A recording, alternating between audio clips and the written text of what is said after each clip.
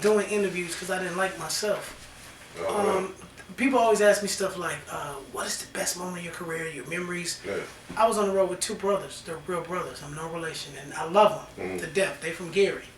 Yeah, but I was so lonely on the road, and I'm the youngest, so I was real immature. So I always felt like an outsider. Not blaming them, but I don't have those memories like you would really think. And I'm creating them now, you know what I mean? And if we come back together and do some new music, which would be nice, I'll appreciate it more. Like in interviews, I would try to be quiet. I would try to be quiet in interviews because I looked at it like, okay, I sing most of the records and people look at me as the face of this group when I look at us all equally. I don't look at myself as a lead singer or nothing like that. I would never disrespect the hard work they put in to say that. So when we would do interviews, I would let somebody else talk so that they could be the voice of the group. And now I realize that people need to know my personality. They need to know that my sense of humor. That's what the interview allows you to do. If you do it right, like some people use interviews to start trouble, some use it to gossip, But you do it because you feel like you have to promote yourself. Yeah. And the truth is, I want to do it because I want people to know me and my real personality.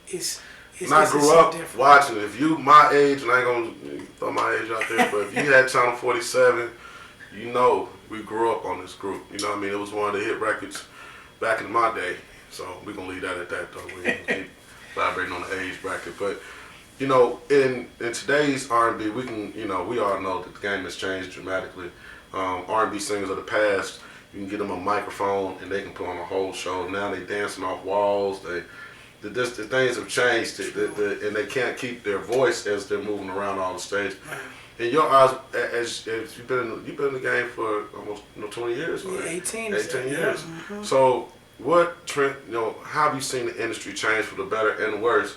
And what has excited you to re-enter the industry? Well, the truth is, all I have to do is go on a stage, and I'm excited. Music excites me. The art.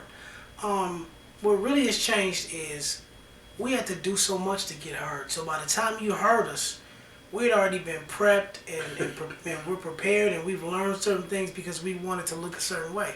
Nowadays with social media and YouTube and all these different sites, cats can be heard and they're not really ready. So they get success, a little paper, but they haven't been prepared. So you might have a hot single out, and then what? You ain't even ready. You just don't leak this joint. You ain't even got an album done. So you're doing a bunch of features, and they say it's a single-driven, industry now. That's only because cats don't have hot albums. And then even the hot artists, cats that you respect, they do what I said I was gonna do, and they try to throw out something that's hip, and you like, wait, what? There's certain artists you buy because it's like that blanket or that pair of jeans that you got or that pair of shoes that you have that you really need a new pair, but it ain't gonna fit the same. So you buy their music hoping that they'll recapture that. And then it's a big shock or a letdown when you press play and they trying to turn up and they're 40 something. What are you doing? Like it's like that's why I haven't come out with new music. Besides my mixtapes and stuff like that I dropped and they've done quite well, and that's really just for my fan base. It's like, what, I know, I got people out there that really love my music and I appreciate them, so I'm gonna just throw out some free music and it's on my website. You go ahead, boom, because I understand that.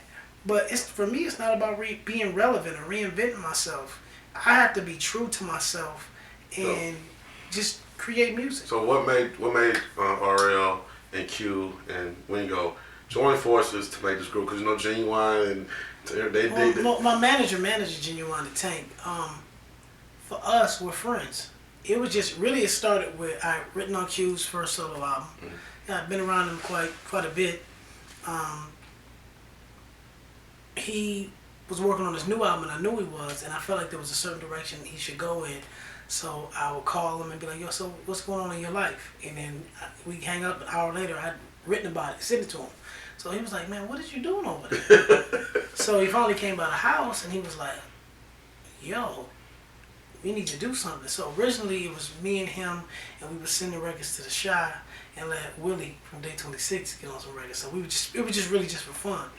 So I started being around Wingo, and I didn't realize how cool he was, and I didn't know he was as talented as he is. Because when you think of Jagged, you think of the Twins, and they're dope, but you wouldn't know that Wingo really is the heart and soul, but he just doesn't get an opportunity. Right. So we got him in the studio. We were just playing around because we actually hang around each other like all the time, and it just the chemistry was perfect, and we just started working on music.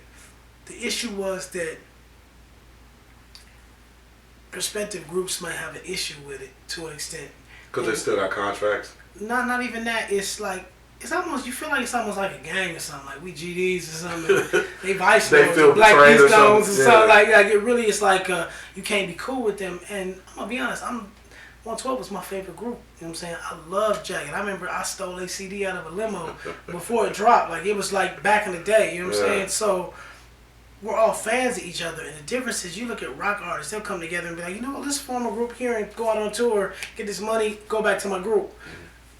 We don't do that. It always becomes territorial. I hate to say it, when it comes to urban music, it's like beefing and all that. And we can have issues, but I want to do business and get money. So how do